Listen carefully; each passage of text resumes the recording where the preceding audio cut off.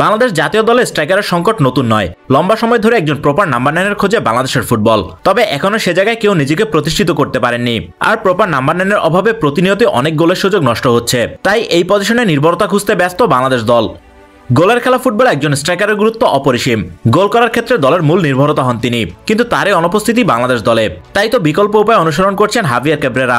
বাংলাদেশ দলে 4-2-3-1 diamond shape formation ব্যবহার করছেন তিনি, যেখানে গোল করার মূল দায়িত্বে থাকেন কখনো রাকিব মোরসালিন, কখনো রাকিব ফাহিম, আবার কখনো ফাহিম মোরসালিন জুটি। তাদের পেছনে অ্যাটাকিং মিডফিল্ডার বা সেকেন্ড স্ট্রাইকার রোলে খেলানো হয় জামাল ভুঁইয়া, মুজিবুর রহমান জনি কিংবা শেখ মোরসালিনকে। এই ফরমেশন কয়েকটা ম্যাচে গোল এনে দিলেও নিয়মিতভাবে ব্যবহার উপযোগী নয়, কারণ এই ফরমেশনে উইঙ্গারদের ঠিকভাবে ব্যবহার করা যায় না। আবার একজন স্ট্রাইকারের অভাবে ক্রসগুলো কাজে লাগানো যায় না। এদিকে আবার কাউন্টার অ্যাটাকে গেলে প্রতিপক্ষ বক্সে সেভাবে কারো উপস্থিতি থাকে না। তবে এবার এ জায়গায় পরিবর্তন আসতে পারে। আরও নির্দিষ্ট করে বললে পরিবর্তন আনা জরুরি, কারণ উইঙ্গার বা অ্যাটাকিং মিডফিল্ডাররা নিয়মিত গোল করবেন না। ক্লাব ফুটবলে তারা সেভাবে গোল করার দায়িত্বে থাকেন না, মূলত গোলে সহায়তা করাই তাদের মূল দায়িত্ব। আর তাদের সে দায়িত্ব জাতীয় দলে পালনের ফলাফল এনে দিতে পারেন একজন পারফেক্ট নাম্বার 9। প্রাথমিক দলে থাকা দুই স্ট্রাইকার এবার বেশ আশাবাদী করছেন। আজকের ভিডিওতে বাংলাদেশের গোল খরায় সম্ভাব্য দুই সমাধান মোহাম্মদ আলামিন ও পিয়াস আহমেদ নোভাকে নিয়ে আলোচনা করব। শুরুতে আসি মোহাম্মদ আলামিনকে নিয়ে। এবারে ঘরোয়া ফুটবলে সবচেয়ে বড় প্রাপ্তি পুলিশের এই তরুণ স্ট্রাইকার। লিগে 10 ম্যাচে করেছেন 7 গোল, এখন পর্যন্ত দেশীয় খেলোয়াড়দের মধ্যে যা সর্বোচ্চ। লিগে 3 ম্যাচে করেছেন জোড়া গোল, ফেডারেশন কাপে বসুন্ধরা কিংসের বিপক্ষে করেছেন জোড়া গোল।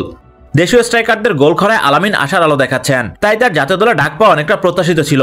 এবার নিজের পারফরমেন্স জাতীয় দলে টেনে আনতে চাইবেন আলামিন।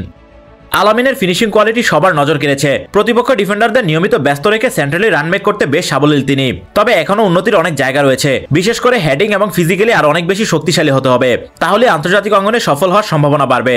তারপরও আসছে ভারতের বিপক্ষে ম্যাচে আলামিন নাম্বার 9 হিসেবে একাদশে জায়গা পাওয়ার দাবিদার।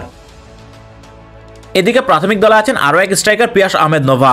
ফর্টিসের এই উদীয়মান তারকাকে বাংলাদেশের ভবিষ্যৎ স্ট্রাইকার হিসেবে ভাবা হচ্ছে। বয়সভিত্তিক দলগুলোতেও নিয়মিত নাম্বার 9 পজিশনে খেলেছেন তিনি। গত নভেম্বরে মালদ্বীপের বিপক্ষে জাতীয় দলের জার্সিতেও অভিষিক্ত হয়েছেন। চলতি লিগে 10 ম্যাচে 3টি গোল পিয়াস আহমেদ নোভার। ফেডারেশন কাপেও করেছেন 1 গোল। এর আগে বাংলাদেশ অনূর্ধ্ব 20 দলের হয়ে 6টি গোল করেছেন তিনি। প্রতিভাবান হলেও এখনো সেভাবে নিজেকে মেলে ধরতে পারেননি, তবে এখনো উন্নতির বহু জায়গা রয়েছে। তার সঙ্গে পর্যাপ্ত সুযোগ পাওয়া দরকার। পিয়াস আহমেদ নোভা ফিজিক্যালি ও উচ্চতার দিক দিয়ে বাংলাদেশের অন্যান্য স্ট্রাইকারদের থেকে আলাদা, তাই তাকে নিয়ে সবার প্রত্যাশাটা একটু বেশি। তবে তার উন্নতির অনেক জায়গা রয়েছে। ফিনিশিংয়ে তাকে আরও বেশি অ্যাকুরেট হতে হবে। জাতীয় দলে অভিষেক ম্যাচে ওপেন নেট মিস করেছেন তিনি। প্রথম আন্তর্জাতিক ম্যাচ খেলার চাপে ছিলেন বলে সেটা নিয়ে খুব একটা সমালোচনা হয়নি। তবে আন্তর্জাতিক অঙ্গনে সুযোগের সদ্ব্যবহার করা জরুরি, কারণ আপনার কাছে সবসময় সুযোগ আসবে না। তাই তো যেগুলো আসবে সেগুলোই কাজে লাগাতে হবে। একই সঙ্গে হাফ চান্সগুলোকেও গোলে কনভার্ট করতে হবে, তাহলেই হয়ে ওঠা যাবে পারফেক্ট নাম্বার 9।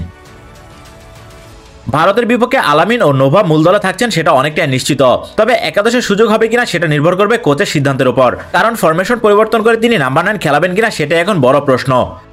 মাঝমাঠে হামজা চৌধুরীর অন্তর্ভুক্তি নিশ্চয়ই হাভিয়ার ক্যাব্রেরাকে সাহসী করবে, একই সঙ্গে মাঝমাঠে শক্তি বাড়াবে। তাই ফরমেশন পরিবর্তন করে নাম্বার 9 খেলানোর সুযোগ থাকবে।